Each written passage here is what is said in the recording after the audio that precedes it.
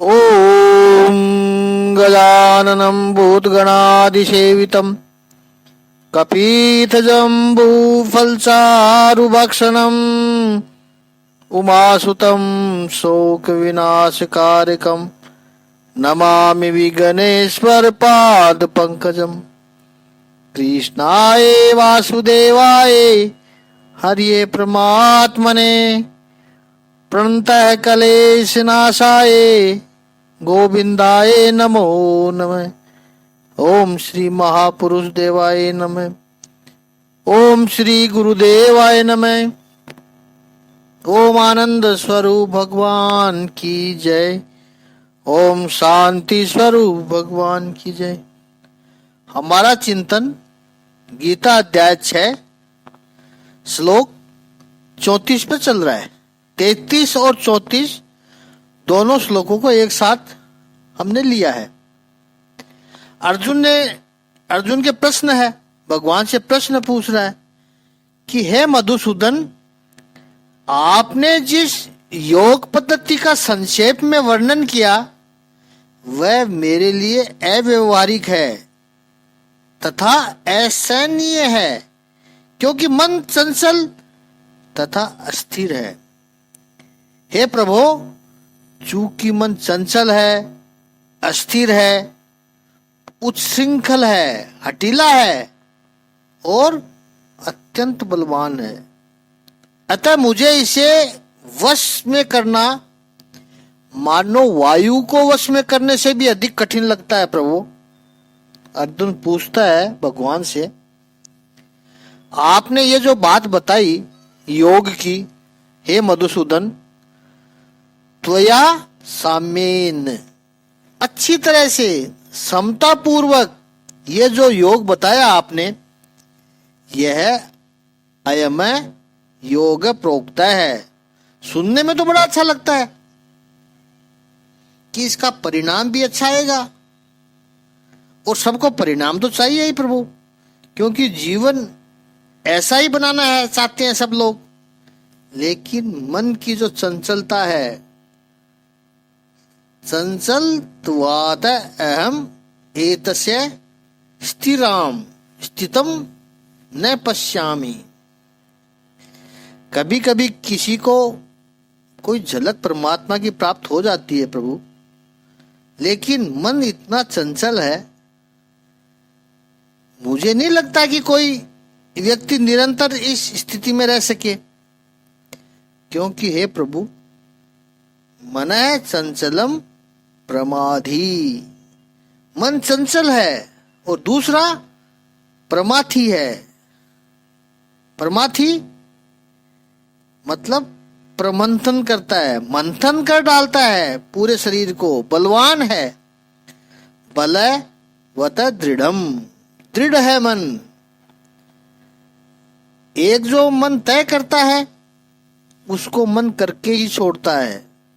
ऐसे इस मन का तस्य निग्रहम, उस मन का निग्रह करना, अहम वायो इव सुदुष्करम मन्ये, मुझे तो लगता है कि कोई वायु को पकड़ सकता है, नहीं पकड़ सकता।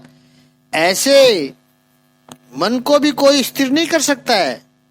अर्जुन कहता है, प्रभु दुष्कर ही नहीं है, सुदुष्करम है, बड़ा कठिन है। बड़ा कठिन ही नहीं, अत्यंत कठिन है, ऐसा मैं मानता हूं। अर्जुन ने हम सभी का प्रश्न पूछा है।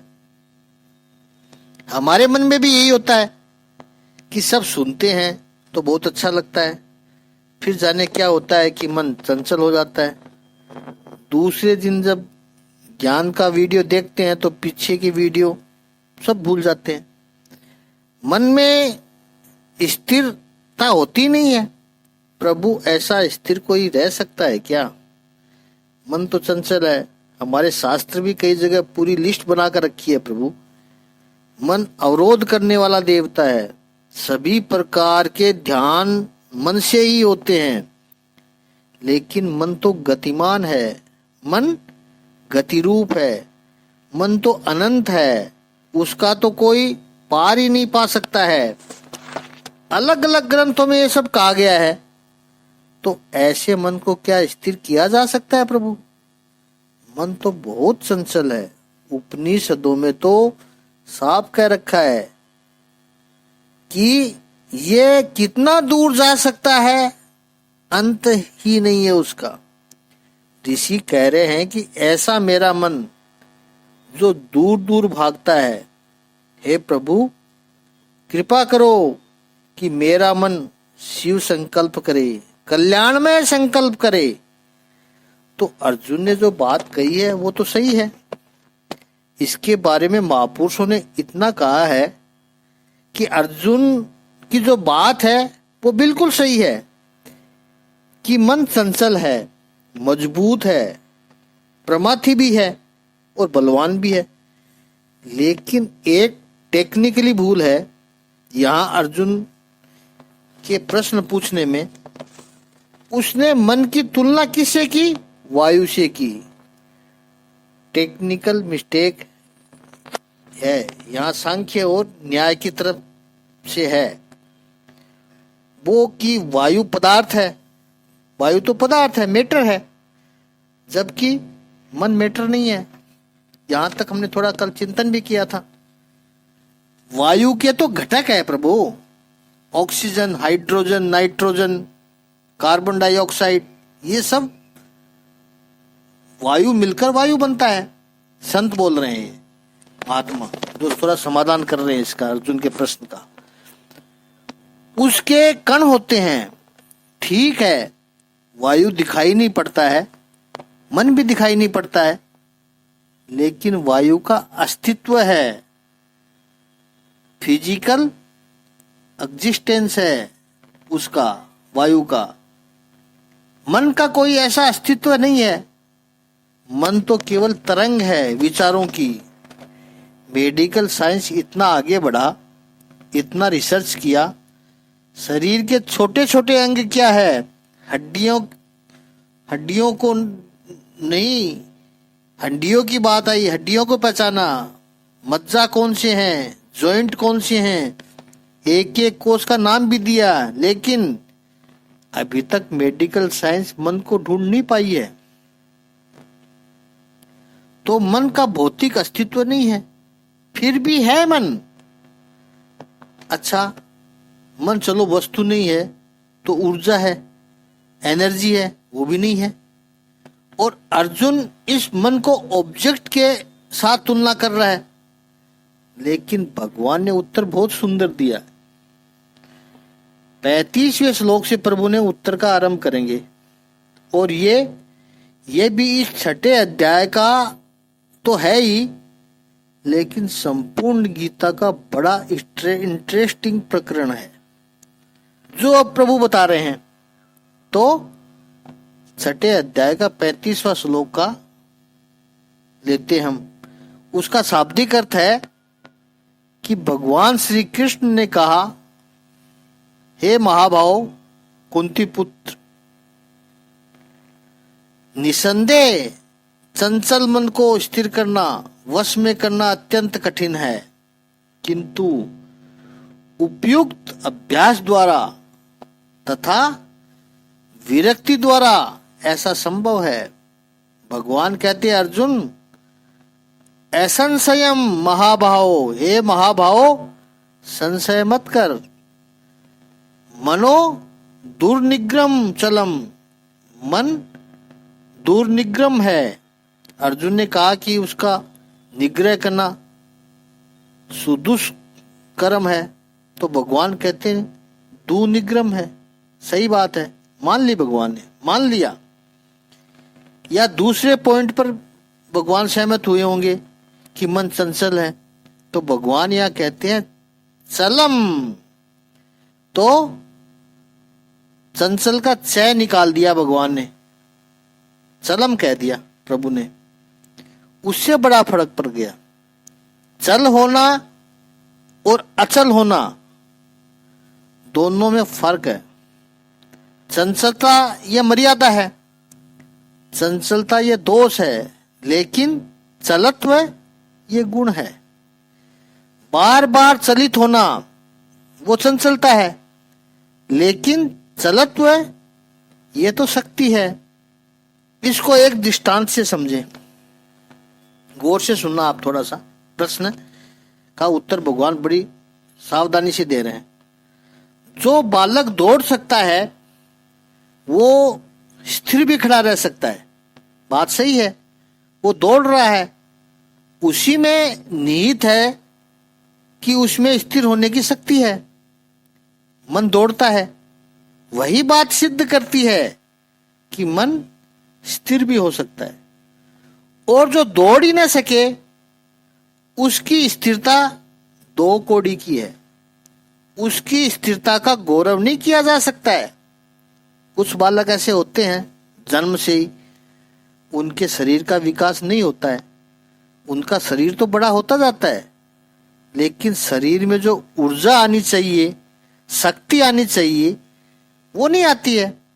10-15 साल की उम्र हो जाए फिर भी वो उठ भी नहीं सकते हैं, अपने आप पड़े रहते हैं। ऐसे बालक को देखकर दया आती है। अब ये बालक स्थिर है, ये दौड़ नहीं सकता है, लेकिन इस बालक के स्थिरता की आप प्रशंसा नहीं करोगे। जो दौड़ रहा था वो स्थिर हो सकता है, लेकिन ये ऐसी स्थिरता जो दौड़ नहीं सकती, वो स्थिरता पर दया आती है, उसका गौरव नहीं होता है। मन चल है अर्जुन, मन दौड़ता है।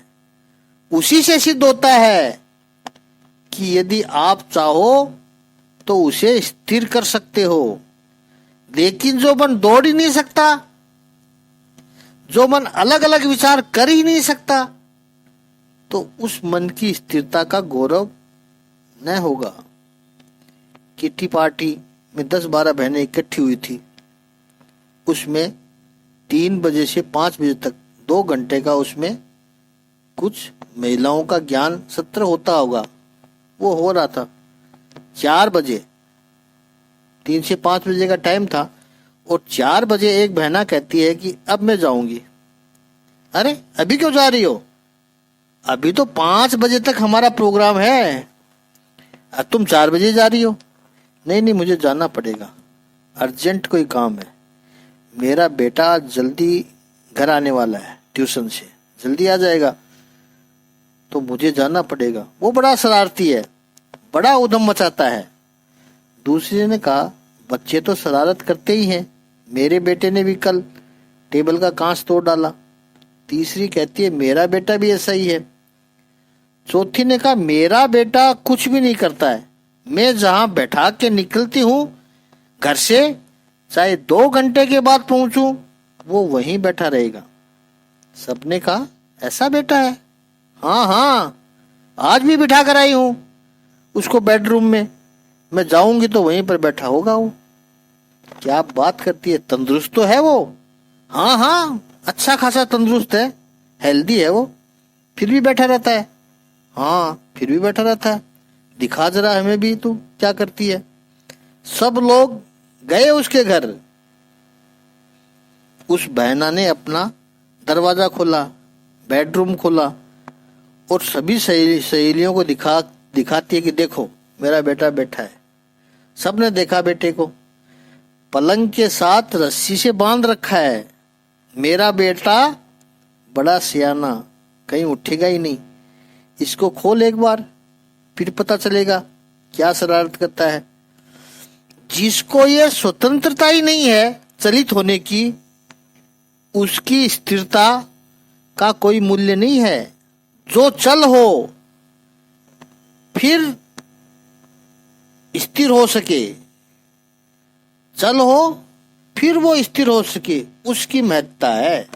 भगवान श्री कृष्ण कहते हैं अर्जुन, मन चल है, इसलिए सिद्ध होता है कि वो स्थिर हो सकता है।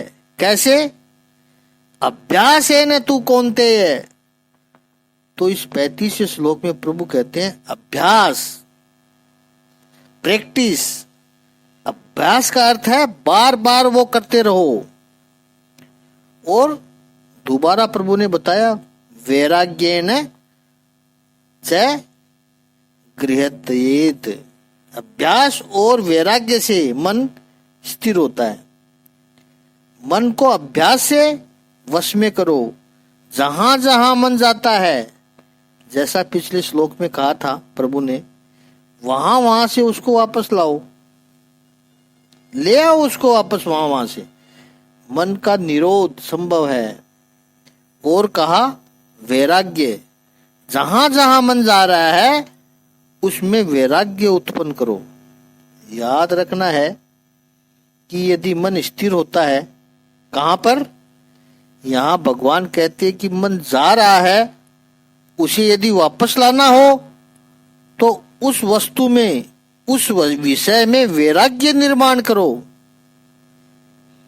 अब वैराग्य शब्द से आजकल के लोग जरा एलर्जी रखते हैं। वैराग्य यानी भागने की बात, छोड़ने की बात, कुछ त्याग करने की बात आती है तो नहीं होगा। 21वीं सदी के साधकों को अनुकूल पड़े ऐसी बात बताते हैं। बात भगवान श्री कृष्ण की ही है, उन्हीं की बात करेंगे और कोई बात नहीं करेंगे, लेकिन थोड़ा अलग पैकेजिंग करके बात करेंगे। भगवान कहते हैं जहां से मन को हटाना है वहां वैराग्य निर्माण करो, और महापुरुष कहते हैं कि जहां मन को स्थिर करना है वहां आप प्रेम निर्माण करो। और मन का यह स्वभाव है कि पहली बात, मन को जो आकर्षक लगता है, और दूसरा मन को जो महत्वपूर्ण लगता है वहां पर मन स्थिर हो ही जाता है। भगवान में यदि आप मन को स्थिर करना चाहते हो तो भगवान आपको आकर्षक लगने चाहिए। रुक्मिणी कहती है भगवान को अपने पहले प्रेम पत्र में, श्रीमद् भागवत के 10वें स्कंद के 52वें श्लोक में जब पत्र लिखती है तब कहती है, हे अच्युत, मुझे आपसे प्रेम हुआ है। कैसे हुआ है? मैंने आपके बारे में सुना है। क्या सुना है? मैंने सुना है आपके गुण, और गुण सुनकर मैंने तय किया है आप भुवन सुंदर हो, सृष्टि के सबसे सुंदर व्यक्ति हैं। You are best in the world. प्रभु, अब ऐसी इच्छा हो रही है कि कान के माध्यम से तो आप मेरे अंतःकरण में आ चुके हो, अब मेरे नेत्र के मार्ग से भी आप मेरे अंतःकरण में पधारो प्रभु। प्रसंग तो बड़ा है, लेकिन यहाँ पर विशेष है कि रुक्मिणी कहती है, हे अच्युत, मेरा ये जो निर्लज मन है, कोशिश करती हूं कि आपके पास न जाए, लेकिन मेरा ये निर्लज मन, उस पर मेरा कंट्रोल नहीं है। निर्लज वही होता है जिस पर कंट्रोल नहीं होता है। हमारे मन के ऊपर यदि हमारा अंकुश न हो तो वो निर्लजता है, वो मेरा निर्लज मन है। ऐसा है कि प्रभु, रुक्मिणी कहती है, मैं संसार का चिंतन करूं और ये मेरा मन आपके पास चला जाता है। देखिए, हमारे से बिल्कुल उल्टी बात है। हम प्रभु का चिंतन करते हैं और मन संसार में चला जाता है। और यहाँ रुक्मिणी जी कहती है कि प्रभु, मैं संसार का चिंतन करूं तो मेरा ये मन आपके पास चला आता है। कैसे? प्रभु, आकर्षक लगना चाहिए। मन का स्वभाव है कि जो भी आकर्षक लगे वो मन वहां चला जाता है। 18-20 वर्ष की कन्या को किसी युवक से, या युवक को किसी युवती से प्रेम हो गया, प्रेम तो बहुत दूर की बात है, इन्फेचुएशन बोल सकते हैं इसको, हो गया या अट्रैक्शन हो गया, तो परीक्षा का समय है, पुस्तक पढ़ते समय भी विचार उसी के आएंगे। पुरानी फिल्मों में ऐसा तो होता है था, पढ़ने भी बैठी होगी तो किताब में उसकी फोटो आ जाती थी। ये विश्व का पहला वीडियो कॉलिंग था, गीत गाते हुए। वो बुक में से ही आकर गीत गाता था। हाथ में तो पुस्तक है लेकिन विचार उसके चल रहे हैं। क्यों? क्योंकि वो आकर्षक लगने लगा है। और दूसरी बात, जो महत्वपूर्ण लगेगा तो मन उसमें चला जाएगा। 60 वर्ष के बाबूजी नोट की गड्डी गिन रहे हैं, 62, 63, 64, 65, और उसका 5 साल का प्रिय पोता आ गया दद्दू दद्दू करके, परंतु उसको डांट के भगा देंगे, डिस्टर्ब मत कर, पता नहीं है मैं नोट गिन रहा हूँ। 66, 67, 68 वहीं से शुरू करने लग जाएंगे, आगे से गिनना शुरू कर देते हैं। डांट कर उसको निकाल दिया। लेकिन यही दादू जब भगवान की पूजा कर रहे हो, माला जप रहे हो या सत्संग सुन रहे हो, उस समय वो पोता आए तो आओ आओ मेरा लाडला, ये तो मेरा पोता है, ये भी तो भगवान का ही स्वरूप है। हाँ, है तो भगवान का स्वरूप, लेकिन नोट गिनते समय भगवान का स्वरूप नहीं था। किसको छल रहे हो आप? याद रखना है, अध्यात्म के पथ पर स्वयं को छले बिना आप दूसरों को नहीं छल सकते हो। When you are trying to cheat others, actually you are cheating a room self. इसका अर्थ केवल इतना ही हुआ कि भगवान नोटों की गड्डी जितना भी महत्वपूर्ण नहीं लगता है। जो भी आकर्षक लगेगा मन वहां चला जाएगा, जो भी महत्वपूर्ण लगेगा मन वहां स्थिर हो जाएगा। ईश्वर में यदि मन स्थिर करना है तो प्रभु आकर्षक लगने चाहिए। इसलिए हमारी मूर्ति पूजा में देखिए आप, भगवान के स्वरूप को इतना आकर्षक बनाया जाता है, इतना सुंदर बनाते हैं। मूर्ति इतनी सुंदर, स्वरूप इतना सुंदर, ऊपर से श्रृंगार इतने सुंदर, वस्त्र आभूषण इतने सुंदर, आसपास की शोभा इतनी सुंदर, मन स्थिर हो जाए। ये साइंटिफिक प्रयोग है। कई लोग कहते हैं कि इन सब की क्या जरूरत थी। जरूरत है, तुझे पता होना चाहिए, ये मन को स्थिर करने के प्रयोग है और प्रभु महत्वपूर्ण लगने चाहिए। अब 36वां श्लोक लेते हैं। तो 6ठे अध्याय के 36वें श्लोक का शाब्दिक अर्थ है कि जिसका मन उच्छृंखल है उसके लिए आत्म साक्षात्कार कठिन कार्य होता है, किंतु जिसका मन संयमित है और जो समुचित उपाय करता है उसकी सफलता ध्रुव है, निश्चित है। ऐसा प्रभु का मत है। प्रभु कह रहे ऐसा मेरा मत है। भगवान कहते अर्जुन, जिसने अपना मन पूरा संयत नहीं किया है, असंयत आत्मना, मन को अपने वश में नहीं किया है, ऐसे लोगों के द्वारा योग है दुष्प्राप्य है।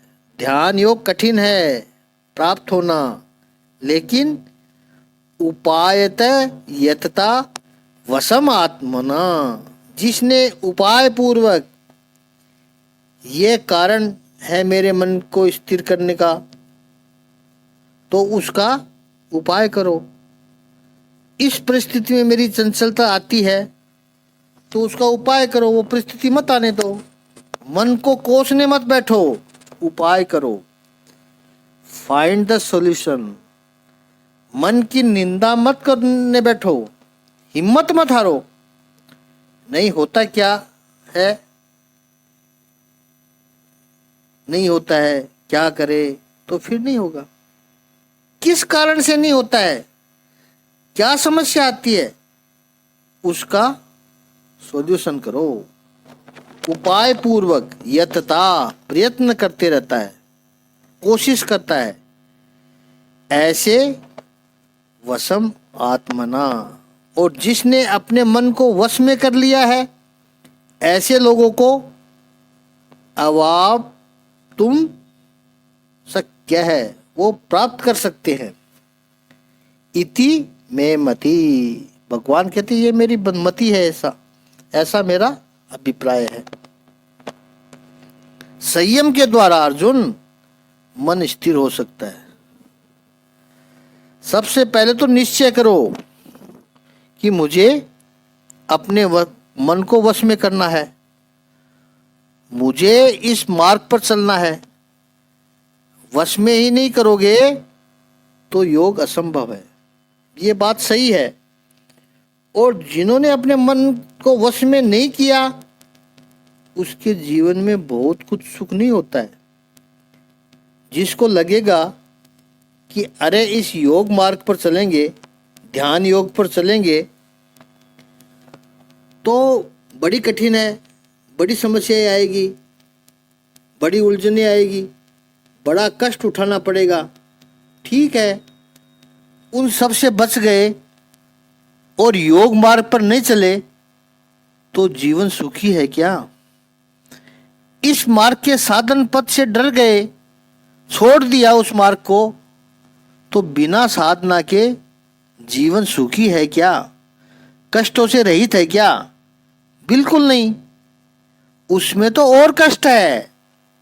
सुभाषित श्लोक में बहुत सुंदर कहा है कि जिसने मेले वस्त्र पहने हो वो तो किधर भी बैठ जाएगा, उसको कोई मर्यादा नहीं है।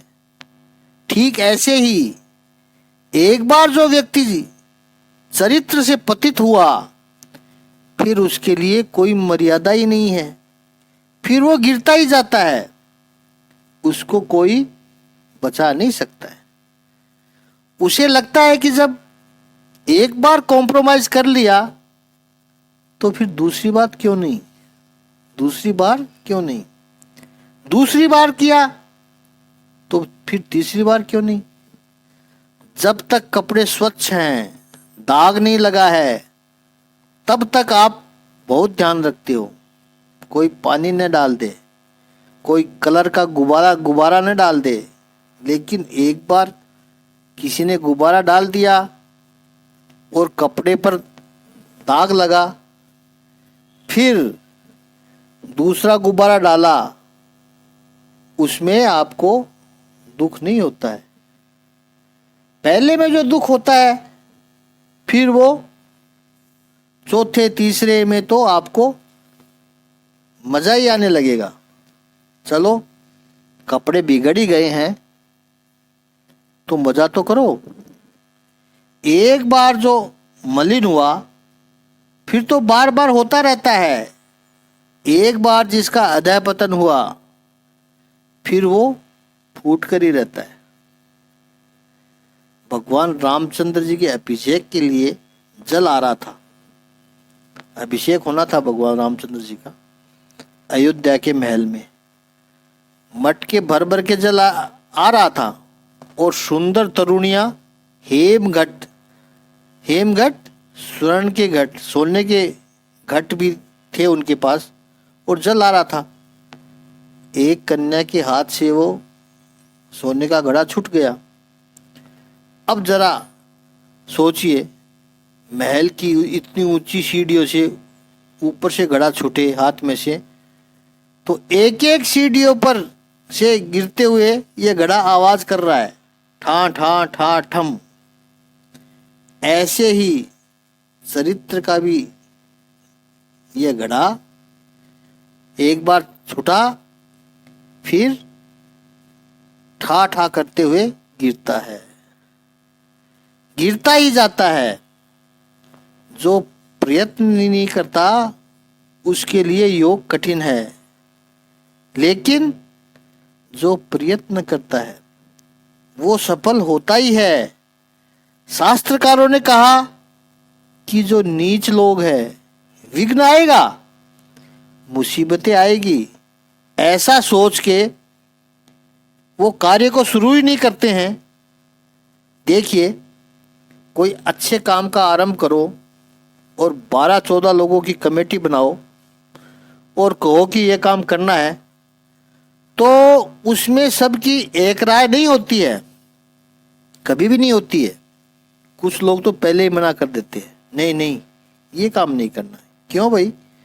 अरे इसमें तो बहुत प्रॉब्लम आएगी, रहने दो। एक दो आदमी तो ऐसे मिलेंगे ही मिलेंगे, निकलेंगे उस कमेटी में। दूसरे ऐसे भी लोग होते हैं, उनकी पूर्ण सहमति होती है, हम आपके साथ में हैं जी, काम शुरू करेंगे।